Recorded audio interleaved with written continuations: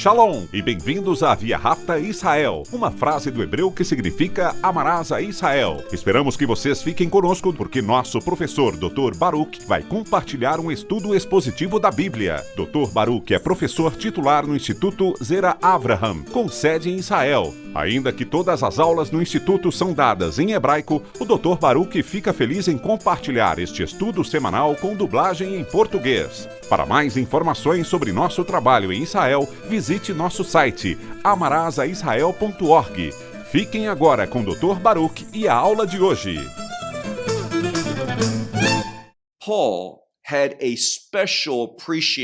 Paulo tinha um apreço especial, um amor profundo e duradouro por um jovem chamado Timóteo.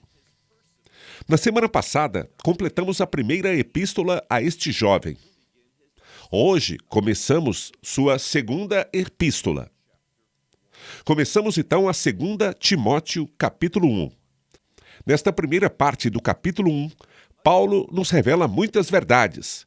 São verdades muito práticas para impactar nossa vida e nos dar um entendimento correto. Por isso, pegue sua Bíblia e olhe comigo em 2 Timóteo, capítulo 1. De novo, Paulo não só revela que ele é o autor, mas revela também o seu chamado. Nós lemos no versículo 1, em 2 Timóteo, capítulo 1, versículo 1. Está escrito: Paulo, apóstolo do Messias Yeshua, pela vontade de Deus, segundo o evangelho da vida no Messias Yeshua. Veja, ele é chamado para ser um apóstolo enviado para viver o propósito do evangelho. E veja que se trata do evangelho da vida. E a palavra vida é uma palavra do reino. Uma coisa sensata a fazer seria você manter uma lista das palavras que têm uma conexão especial com o reino de Deus, já que Paulo as usa com frequência. E os profetas também as usam com frequência para nos ajudar a entender a verdade do reino. Pois a verdade do reino é onde encontramos esperança. E essa esperança nos dá perseverança, nos faz persistir. Então Paulo diz que ele é um apóstolo do Messias Yeshua. Não pela vontade do homem, não pela sua própria vontade, mas pela vontade de Deus, segundo o evangelho da vida, que está no Messias Yeshua. Depois ele diz: a Timóteo, um filho amado, graça, misericórdia e paz de Deus Pai e do Messias Yeshua, nosso Senhor. Aqui vemos uma consistência de Paulo falando sobre Deus como Pai. E isso tem a ver com provisão. Deus, Pai, providenciou esse plano, esse evangelho da vida, que veio pelo seu Filho, que é o Senhor. Então, Paulo entende que sua vida deve ser de obediência aos propósitos de Yeshua, que tem a ver com o motivo pelo qual Yeshua veio a este mundo, o que ele alcançou, o que tornou possível para que as pessoas possam ter uma mudança do reino. E essa mudança do reino só será iniciada através da mensagem do Evangelho. Um Evangelho de vida do reino. Então ele diz, olhe agora para o versículo 3. Nós vemos quem é o autor e para quem é a mensagem. Veja o que ele diz no versículo 3. Eu tenho, e esta palavra está relacionada à graça, mas é melhor traduzida neste contexto como gratidão. Então, há muitas e muitas coisas conectadas à graça bíblica, uma das quais é a gratidão. Ou seja, quando eu recebo a graça de Deus, eu sou muito grato, porque vou entender tudo que a graça faz em minha vida e na vida de cada crente. Então ele diz aqui: eu tenho gratidão por Deus ou a Deus a quem eu sirvo. E a próxima expressão é literalmente: desde os antepassados. Na verdade, o que ele está dizendo é que ele serve a Deus da mesma maneira. O que ele está fazendo, ele recebeu dos antepassados. Não é algo novo, não é algo diferente. Não é algo em conflito com a fé que Abraham, Isaac, Jacob tinham. Existe uma consistência, há uma semelhança entre a fé deles e a fé de Paulo. E os chamados da fé fazem com que tanto os patriarcas quanto Paulo sirvam a Deus. É isso que ele está dizendo aqui. E continua. A quem ele serve, da mesma forma que os patriarcas fizeram, com uma consistência limpa. O que mais ele faz? Ele diz, como? Sem cessar. Então ele serve a Deus com essa consciência limpa. E ele não cessa. O que ele não cessa? Ele diz, lembrando-me de você. De quem ele está falando? De Timóteo. Então ele diz assim, eu tenho esta consciência limpa e clara, que me faz, sem cessar, fazer menção a você em minhas orações. E terminando diz, dia e noite. Então Paulo, com base no tempo que passou em oração, o assunto de grande parte de suas orações foi por Timóteo. Repetindo, Paulo fala dele como um filho, não seu filho biológico, mas um filho espiritual a quem ele muito amava, por quem tinha grande admiração e acreditava que Deus iria usá-lo de uma maneira poderosa. E ele usou. Agora, olhe o versículo 4. Paulo diz, desejando que eu veja. A ordem das palavras aqui é muito significativa. Nós diríamos, desejando ver você. Mas Paulo muda a ordem para enfatizar que é Timóteo, para enfatizar que Timóteo quer vê-lo. E ele continua dizendo, recordando as suas lágrimas para que a alegria seja completa.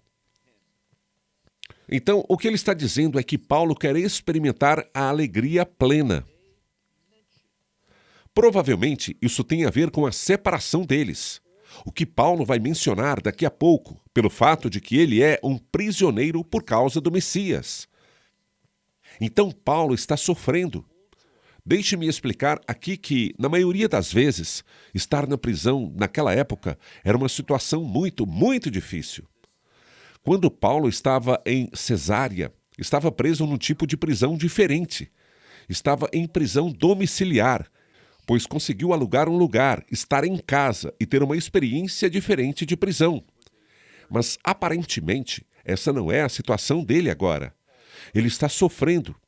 E esse sofrimento na prisão causou a separação de Timóteo. E pensar em Timóteo fez com que Paulo chorasse muito. Paulo então diz, eu quero ver você pessoalmente para que essa alegria possa ser a maior possível. Agora vamos para o versículo 5. Ele fala novamente sobre se lembrar, trazendo à memória sua fé sincera. Então ele menciona, ele se lembra de Timóteo, de sua fé sincera, e diz que habitou primeiro em sua avó. Nós usaríamos o termo Lois, mas em grego é, na verdade, Loide, ou seja, sua avó Loide, em sua mãe e em sua mãe Eunice. Embora literalmente esteja escrito Eunike, que significa a boa vitória, é o que significa Eunike, uma boa vitória. E nós percebemos que essas duas mulheres, a sua avó e sua mãe, foram muito prestativas no discipulado para evangelizar Timóteo, ou no mínimo depois de ser evangelizado, transformando-o em um homem de Deus. É por isso que ele diz aqui, essa fé sincera, primeiro esteve lá, se estabeleceu em sua avó e em sua mãe. Agora ele diz, olhe no final do versículo 5, sendo persuadido. E isso é algo que Paulo diz que aconteceu ao longo do tempo. E nada vai mudar essa conclusão que ele está buscando, que também, ele diz, também persuadido, que ele habita também em você. Então nós vemos, e é assim que deve ser, que a fé vá de uma geração para outra geração, para outra geração. Com sorte, essa fé cresce em cada geração, o que significa que a próxima geração pode se beneficiar e obter uma espécie de vantagem, uma base melhor, uma fé mais forte, por causa daquela geração anterior. É isso que Paulo está nos ensinando. Isso é o que ele está revelando em relação a esta família. Agora veja o versículo 6, onde ele diz: por essa razão, ele diz, menciono ou lembro você.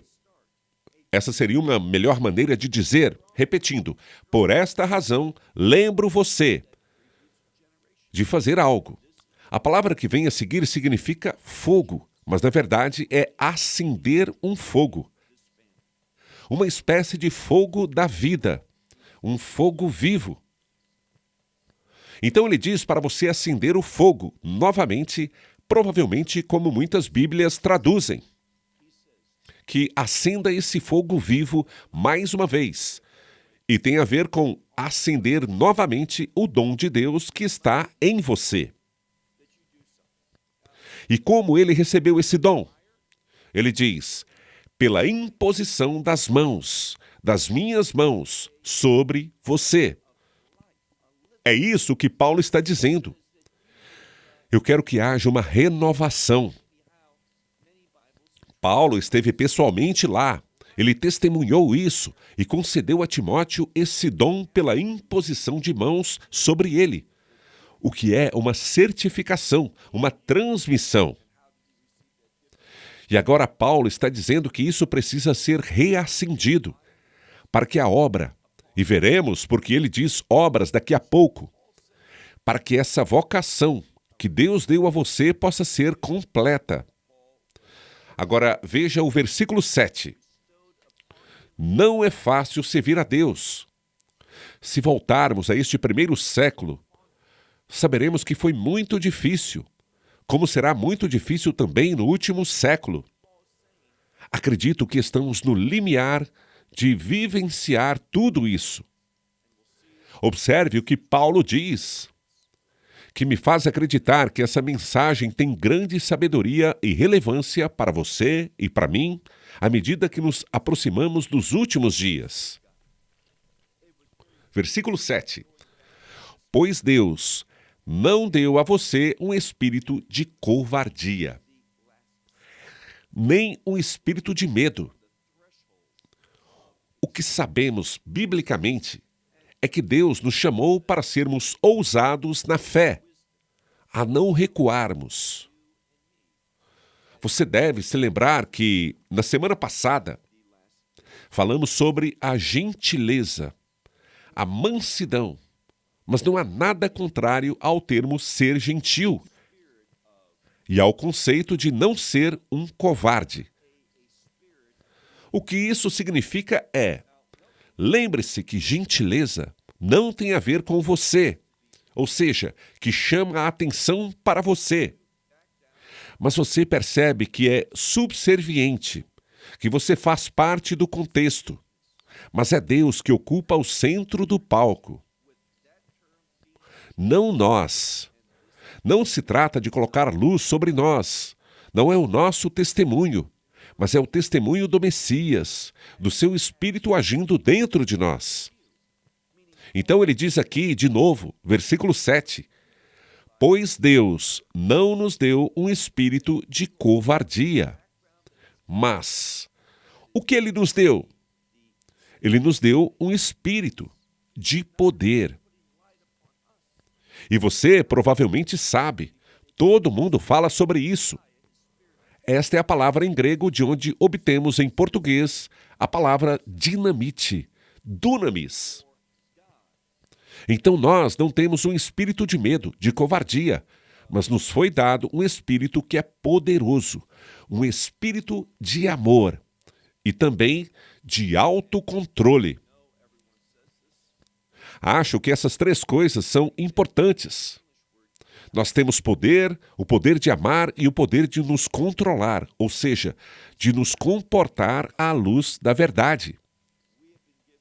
Se você quiser uma boa definição para autocontrole, equilíbrio, é se comportar à luz da verdade da Sagrada Escritura. Então, a verdade das Escrituras determina o que eu faço, o meu comportamento, as minhas obras, as minhas ações, as minhas palavras, o meu pensamento. Então, autocontrole significa que você se submete à verdade de Deus, às instruções de Deus que encontramos nas Escrituras. Depois, ele diz no versículo 8, portanto, não se envergonhe. É interessante, porque a palavra usada para o termo ter vergonha é exatamente o que o mundo vai querer que tenhamos. Vergonha de nossa fé. Muitas vezes, o mundo menospreza a fé. Diz que essa fé é para os fracos, para os que são ignorantes, pessoas que precisam de algo para se segurarem. Sim, na verdade, nós precisamos de algo para onde nos agarrar, que é o Espírito de Deus. Nós nos agarramos a Ele, que nos leva para onde quer que estejamos. Ele nos capacita. Ele fornece tudo o que precisamos para que possamos fazer as coisas que Ele deseja que nós façamos. Nós percebemos a inadequação da carne e do sangue. Nós entendemos que somos um vaso quebrado, porque o pecado nos mudou, o pecado nos danificou. E todas as coisas que se relacionam com o pecado deste mundo teve um efeito negativo sobre nós. A única maneira, preste atenção, quero enfatizar isso, a única maneira pela qual podemos ser restaurados à semelhança que Deus queria que o homem fosse é através da redenção. A redenção que vem pelo sangue do Messias, que nos dá uma nova vida.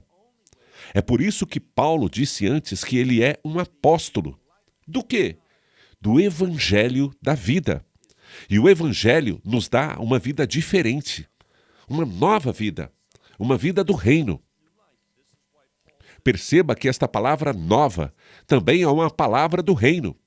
Então, mais uma vez, ele diz, veja o versículo 8.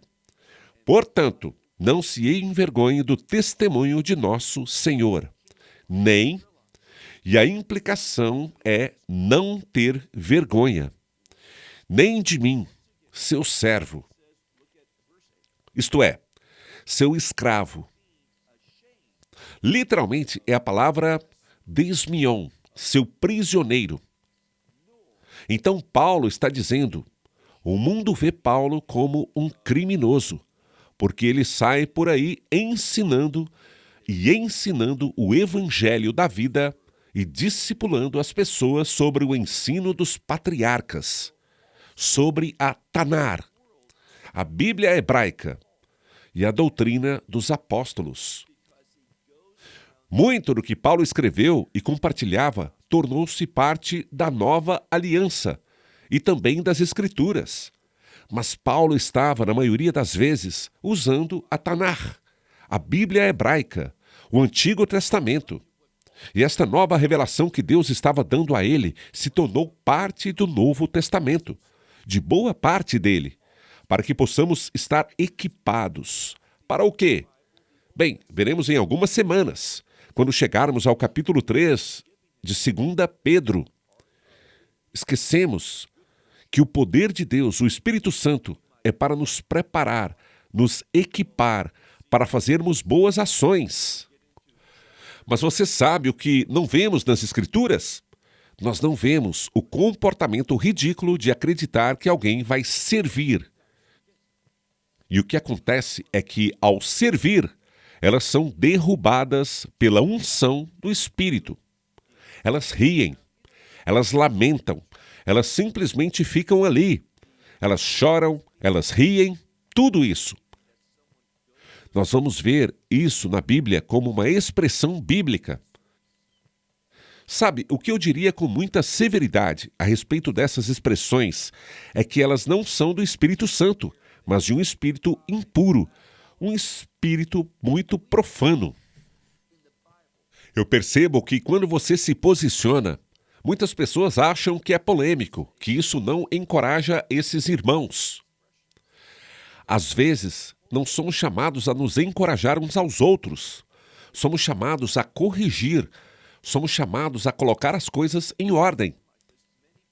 E eu posso te garantir, sabe, há momentos em que você sabe que a unção está te guiando, que há verdade. E esse comportamento que ocorre em muitas diferentes expressões do chamado cristianismo não é uma expressão do Espírito Santo. É demente, é demoníaco. Não é agradável a Deus que as pessoas mergulhem no chão, que façam barulho, que gritem e às vezes estejam em sofrimento. Isso não vem de Deus, é o inimigo. Portanto, o que Paulo está dizendo a Timóteo, lembre-se de que ele diz: você tem que acender novamente este dom que está dentro de você e não se envergonhe do testemunho do Senhor. E o fato de que o mundo, porque eu falo a verdade, o mundo me colocou prisioneiro. Estou na prisão, sou prisioneiro dele. Mas agora olhe para o fim do versículo 8, onde ele diz: mas é muito triste que as Bíblias tendem a não ser completas. Elas são muito descuidadas nas traduções que fornecem.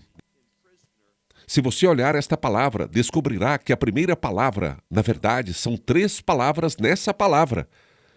É uma palavra composta, que apresenta uma palavra para sofrimento.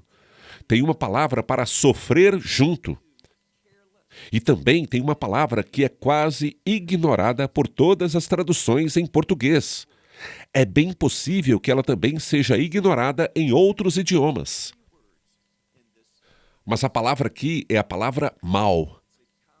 O que Paulo está dizendo, preste atenção, ele diz, sofrendo juntos o mal pelo Evangelho segundo o poder de Deus. Sugiro que você use seu marcador nesta parte. Há muitas informações nessas poucas palavras. Antes de tudo, ele nos diz: quando eu aceito o Evangelho, haverá muitos resultados diferentes em minha vida, um dos quais me tornará um inimigo do mundo. Por quê? Porque eu pertenço ao reino de Deus. Todo crente, assim que ele ou ela aceita o Evangelho, se torna membro do reino de Deus, um membro da família de Deus. Quando você está neste mundo, e é deste mundo, você é um inimigo de Deus. Quando você estiver comprometido com o reino de Deus, mas residindo neste tempo presente, neste corpo, neste mundo, você será inimigo do mundo. É por isso que Paulo estava na prisão. E ele está dizendo a Timóteo: sabe, nós estamos sofrendo o mal juntos. Nós deveríamos esperar. Não deveríamos ficar surpresos com isso. Isso não deveria provocar uma crise de fé para nós. Quando seguimos a Deus, sofreremos o mal um com o outro. É disso que ele está falando. Vamos sofrer o mal juntos por causa do Evangelho. Aqui está algo de que gosto. Quando você está sofrendo, o que acontece? Diz aqui, kata. E essa mesma palavra, dunamin, é uma forma diferente, mas dunamis é a mesma palavra numa construção gramatical diferente, segundo o poder de Deus.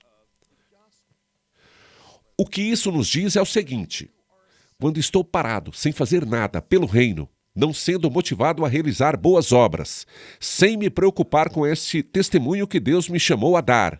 Mas quando estou simplesmente parado, trazendo o que eu quero, não haverá liberação de poder. Entretanto, quando me tornar submisso à mensagem do Evangelho, me tornarei um servo de Deus. Por causa da minha fé no Messias Yeshua, eu reconheço que Ele é o Senhor da minha vida.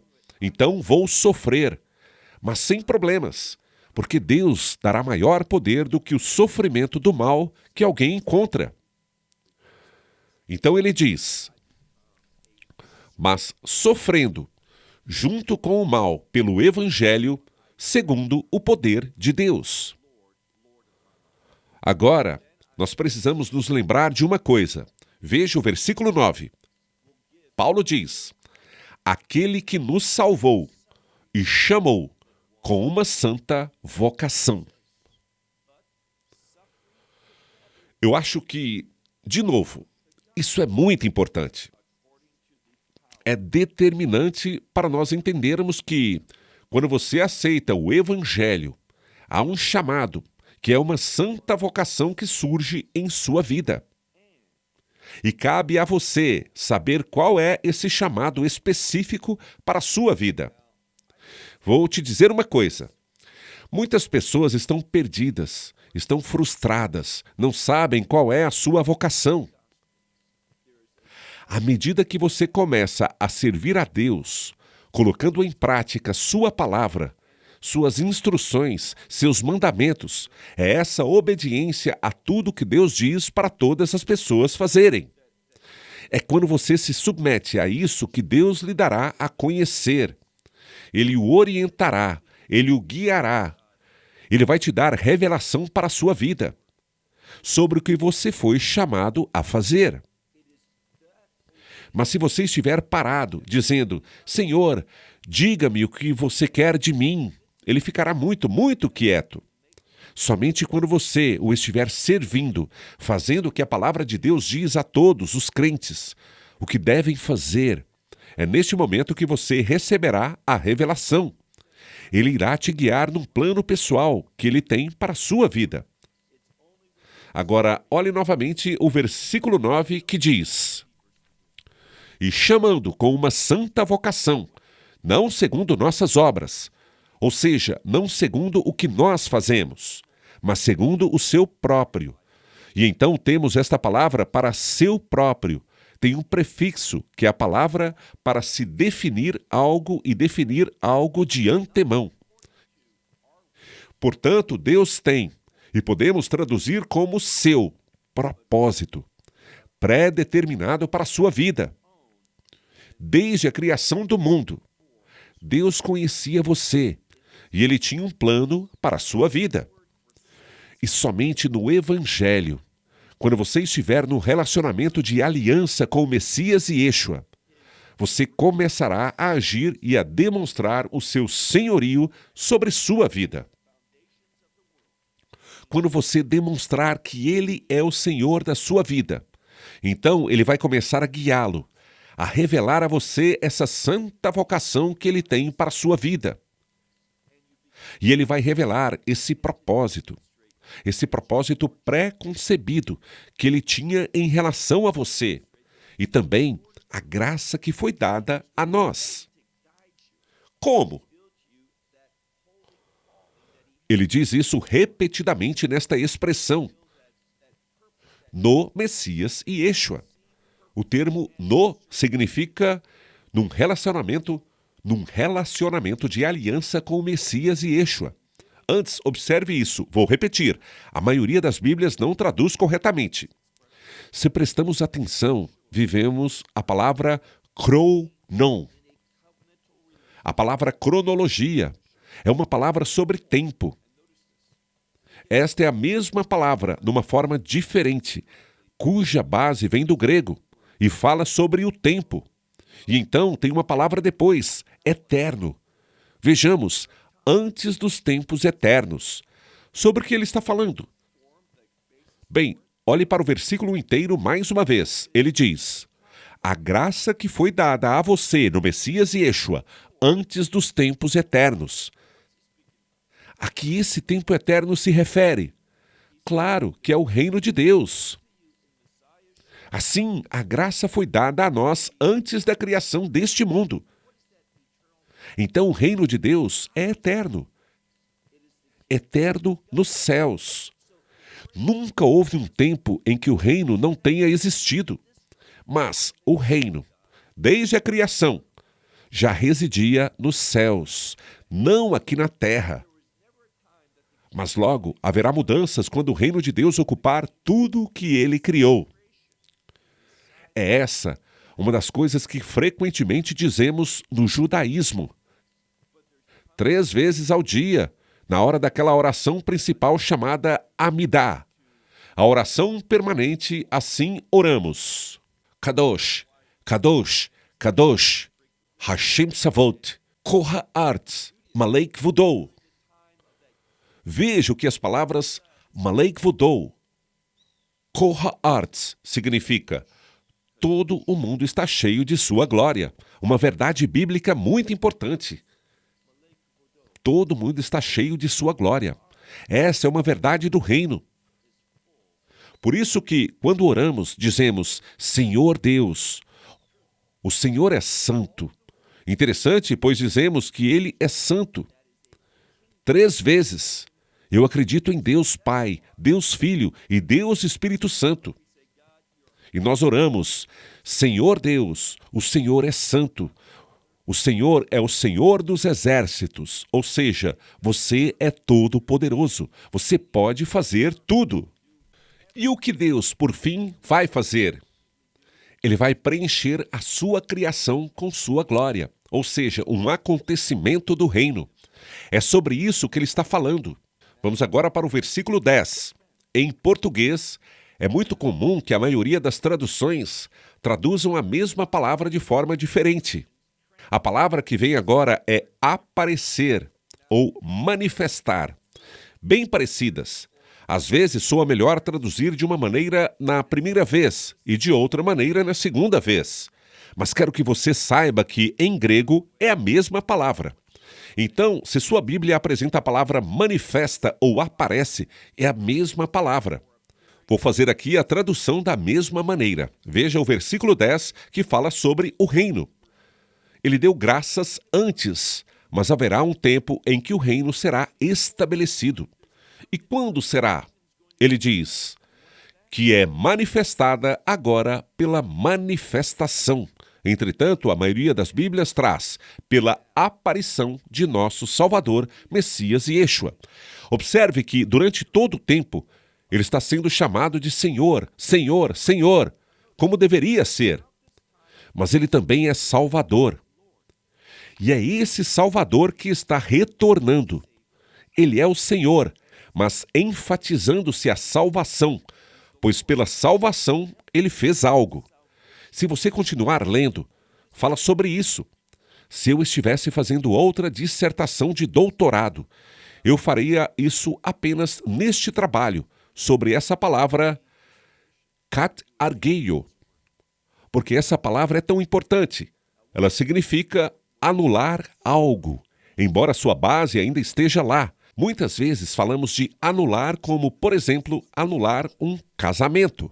Mesmo embora um casamento não esteja em vigor, a anulação diz que algo aconteceu. Ainda existe uma base, uma estrutura, mas não tem mais poder. Não tem a mesma autoridade que tinha. Porém, a anulação de um casamento não anula o casamento totalmente, já que as pessoas ainda se casam. Ela significa simplesmente que, no momento, não é para essa pessoa, para essa aliança que foi estabelecida, que não está mais em vigor. Essa é a intenção. Agora estamos falando sobre a anulação do casamento do ponto de vista legal, não do ponto de vista bíblico, neste exemplo. Então, o que ele diz aqui é que, pela salvação que o Messias trouxe, o que aconteceu? Está escrito, a morte foi abolida. Ainda existe morte neste mundo? Sim, existe. Existe morte, tanto espiritual quanto física. Sim, existe. As pessoas vão morrer hoje.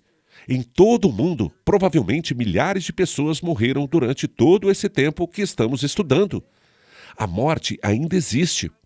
Ainda existe morte espiritual para as pessoas? Sim, a maioria das pessoas não crentes que morreram experimentaram a morte espiritualmente, essa separação eterna de Deus.